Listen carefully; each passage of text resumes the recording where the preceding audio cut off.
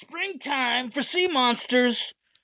A springtime of sea monsters. Sea Monster Spring. Blood Vessel. Sea Monster Spring with a movie called Blood Vessel. Blood Vessel Springtime. Let's go. I saw this post on Instagram about a dude who's a master chef, restaurateur, and he wanted to make movies, but he worked in a kitchen to pay rent. I went to film school, and I was cooking to pay rent to try to make movies. I saw this post. I almost burst into tears. It became a WTF, WWM. What the fuck is wrong with me? Let's start the show and find out. Crack open a cold box of wine or pour something cold on ice because it's the Binge-Watchers podcast.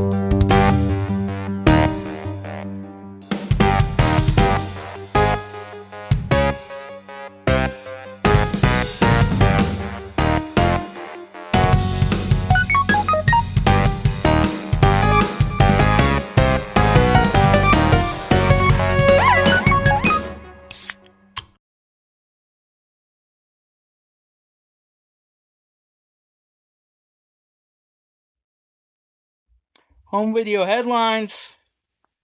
The Clueless show is going to get a... I was supposed to say the Clueless movie is going to get a Clueless show, and that would have been funny to say and would have been cool, but I fucked it up.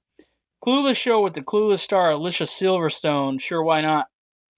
Emilio Estevez rumor that he had written a Mighty Ducks 4 and was going to throw it out there to Disney to try to make up for the Mighty Ducks Disney Plus show that was kind of lukewarm, and Disney shelved it. It would have been cool to see a straight-up Mighty Ducks 4 movie, more to the original movies or whatever, or somehow better than that. Did you guys know that? They made a Mighty Ducks show on Disney, which that show might still be available on Disney Plus, but they yanked down Willow too. Give me a break. It sounds a little biased, right? You're going to give us Mighty Ducks, but take away our Willow? Anyway. Celebrity women, they went to the edge of space. Celeb women went to the edge of space to cackle and waste time. Space is no longer the final frontier. It's just an expensive meme and a luxury selfie. I don't care. I don't care that you're women going to space. I don't care that you're celebrities going to space. What did you do when you got to space? Nothing. You did nothing of value when you got there. So it's like, if human society is like, oh yeah, we need to go to space. We need to push the boundaries of technology and science, exploration, and brotherhood and sisterhood and camaraderie and humanhood and everything that we're doing to improve ourselves as a species and evolve. And we went up there so Katy Perry could practice for her next album? What the fuck is going on? Unless you're going to have a concert in space. Also, it's just luxury tourism for rich people, right? I mean, the average person's not going to be able to go to space.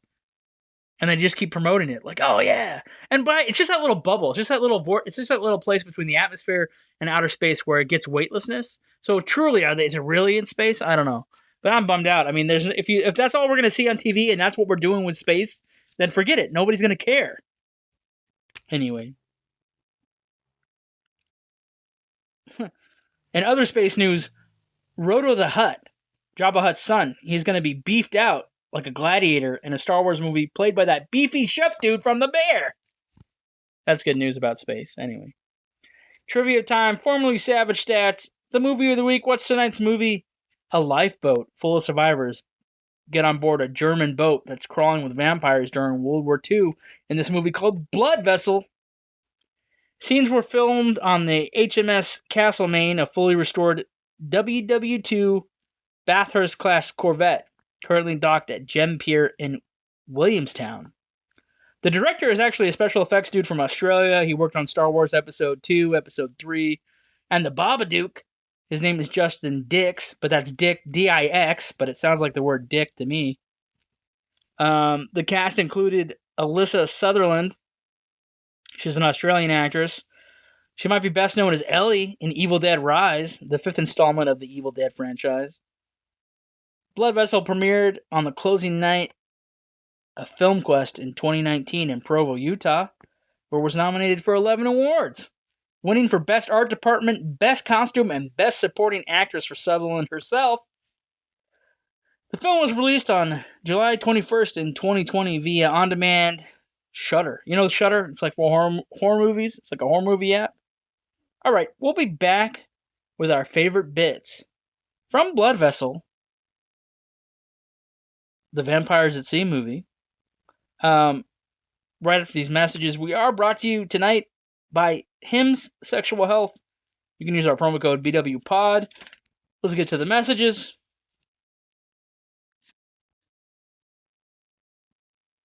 Feeling a little stalled out in the bedroom? Have I? Maybe I was before, but not now. Through Hims, you can get some gas back in the tank. Personalized ED treatments that can be accessible without ever stepping foot into a doctor's office. Hims is changing men's healthcare by providing you with access to affordable sexual health treatments from the comfort of your couch. Hims provides access to a range of doctor-trusted ED treatments like chewable tablets, Viagra, and Cialis, and their generics for up to 95% less. The process is 100% online, so there's no need for uncomfortable doctor's visits.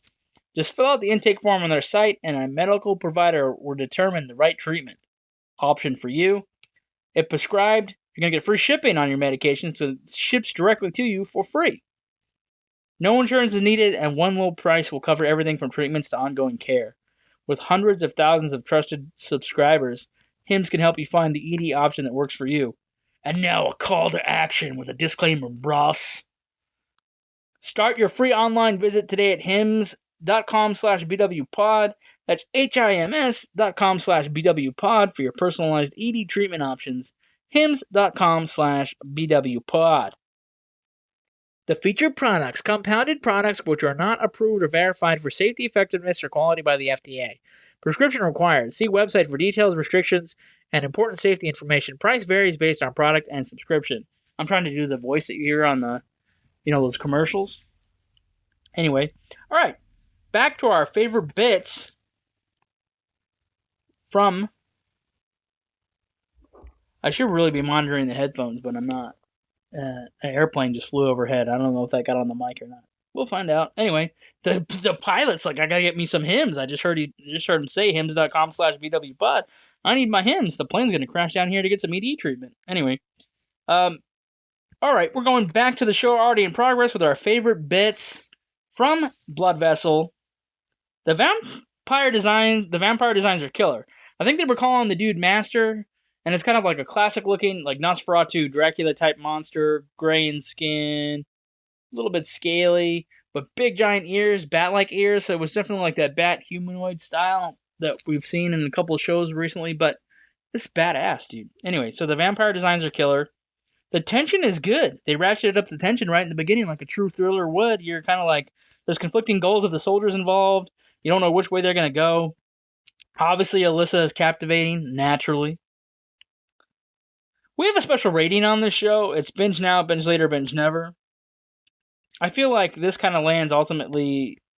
wait, should I tell you how the ratings work? Probably. Just in case you've never heard me babble on this show before. Babylon, that's another show. And Babylon was an ancient country or whatever. Prone for its wickedness. No, just kidding. I'm not going to go into a spiel about Babylon.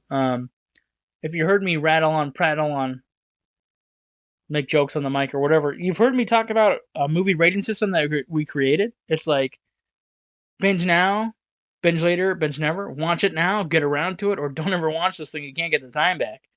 I think ultimately this vampire movie called Blood Vessel kind of falls. Yeah, it's a good thriller. The vampire designs are cool. You don't know what are the goals and the motivations of the soldiers. The conflict is palpable. Again, Alyssa is captivating in a supporting role. Ultimately, I think it's a binge later. The little girl turns out to be evil. That's a trope. It's a tired trope. Like, obviously, usually, like, in a rescue horror movie, they find, like, a child. Like, somehow they've managed to survive the monster attacks, and we got to protect the child. And some characters will die trying to protect the child, and then other characters, whatever, will adopt the child, or the child goes off in the end and is still alive. But in this, like, the child turns out to be evil, which we've seen that in horror movies too. Like, oh yeah, it's an evil kid. It's a vampire kid. She's like the princess daughter of the vampire king and queen in this movie, or wherever the hell they are. The best soldiers are killed early on, which you could argue is kind of horrific, which makes you think that like it is pretty scary. It's a horror movie if the best soldiers can get killed that early on. But then it kind of, you go, well, it's a little hard to believe at that point that the weaker character is going to be able to deal with the vampires. Like, one of my favorite dudes, he's, like, arguing that they should talk to a German soldier who's, like, confined himself to a room on this boat or whatever below deck because he's, like, hiding from the vampires and he's on the ship. And one of the American soldiers is like, well, we got to interrogate him. We got to get him out of this room. We got to convince him to set his gun down. And then he doesn't. And then he kills like 3 of the American soldiers. And you're like, dude, come on. Like, oh, man. So anyway, and that soldier, the soldier showing sympathy, he's standing at the front of the door. He gets killed first. And I'm like, that's the guy. That we needed that guy to fight the vampires. Anyway. Obviously, I got too invested in the characters. So, well, you're like, so then change your rating. No, I'm not. I'm staying where I am. If anything, their rating drops because they killed one of my favorite characters. I mean, that should be more accurate, right? Okay. If the fans are chiming in this week, what are they saying? Steve wants to know if he saw me in real life buying a burrito. I hope not, Steve. But if it was you, let me tell you what it was. I had a green chili chicken burrito, and it was effing good, brother. Anyway, I don't think I ran into this guy, Steve. Again, sorry that I said I hope not, but I hope I didn't run into you, Steve. You want to know what burrito I was eating? The green chili chicken burrito. Okay, deep fried. Yum. All right. Staff picks. If we're going to recommend a movie, well, if you don't want to watch the movie of the week, if you're like Blood Vessel, I don't care about vampires at sea. Is that even a sea monster movie? Does it qualify? I don't know. You got mutated vampires fighting American and German soldiers on a boat. Who cares? Come on. That just sounds great. But if it's not your cup of tea, what can I recommend? I can tell you I watch things like in themes. For instance, like, I spent months watching Submarine movies like Black Gold. And then, like, only horror movies with body morphine, kind of like an example of that would be like Street Trash or Tusk or The Substance. It's just a fun way to watch things. Like, pick a theme. You help plan like a Thursday night playlist for sure. You know what I'm saying? Like, if you want, and I also watch like a lot of like movie related clips online. So there'll be like outtakes, featurettes, interviews about movies that I love. Behind the scenes crap. But so if I'm not just watching things in little clips and snippets, then I'll pick like 2 or 3 movies that are similar in tone or content, and that'll be like the movie night. Like, okay, so there's a cowboy movie where Jeff Bridges is a singer, Crazy Heart.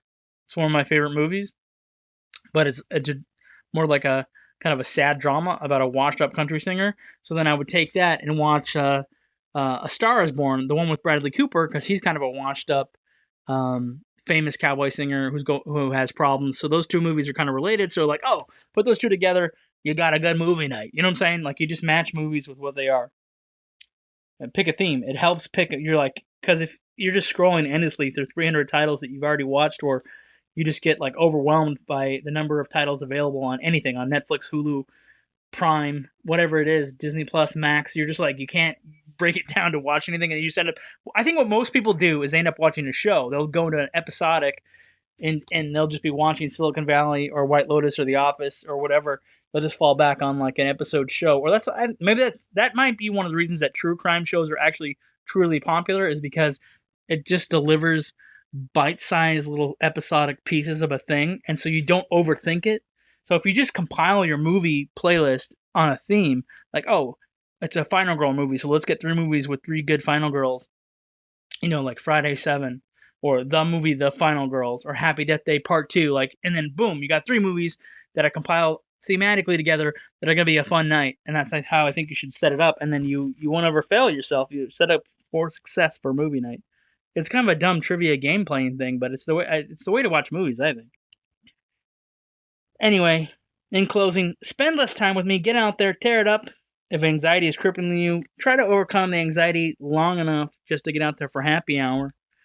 Again, I've said it 1,000 times. It's kind of the new ending because I'm not paying. I used to have a song at the end, but we're unfortunately we're not paying for that song anymore. So now I just go, you don't have to go home, but you can't stay here. They're like, why did he create that ending? That's why, because I had a song. I can't pay for it anymore. So the outro song is gone. It was kind of a funny jingle. I'm sorry, it's gone. I own the intro song. We made it. But, yeah. So anyway, I almost wanted to talk about starving artists, but I'm not. I'll do that later, because I feel bad that the musician's not cashing in the 5 cents a play or whatever for me not using the song anymore. However, I mean, this is a weird time at the end of the episode to have a philosophical discussion about starving artists, but I brought it up. I was just going to say, you don't have to go home, but you can't stay here, overcome your anxiety, and drop into a happy hour. But artists can't be starving. If they're worried about their next meal, they're not thinking about making good art, and they don't have a stomach full to come up with good ideas. So that whole thing, I don't know why that was created. Probably by some idiot baby boomer, whatever, beatnik poet, or somebody going to college in the 50s and 60s. And I should probably research who created the term, because it's another stupid fucking soundbite they like to throw out there at every other generation. It's just like, no, dude. It doesn't work that way. If an artist is starving, you cannot make good art, because you're not thinking about making fucking art. You're thinking about having enough money to scrape together for a fucking bologna sandwich. You're not making great art. You're just thinking about, like, I need to have 3 more meals lined up, or like, what's my next meal? And then you're just concentrating on feeding yourself, which is the original goal of humans, right? Like, we need to eat today. Let's go out of our cave and kill something. But it's like, no, if you're a starving artist, then you're not really an artist. You're just a starving person who needs to find something to eat. You're not making art. This is a dismal way to end the show. This is a total tangent. But anyway, I had planned to talk about the concept of that phrase at a later date. It just slipped out. So pardon me, but, whatever.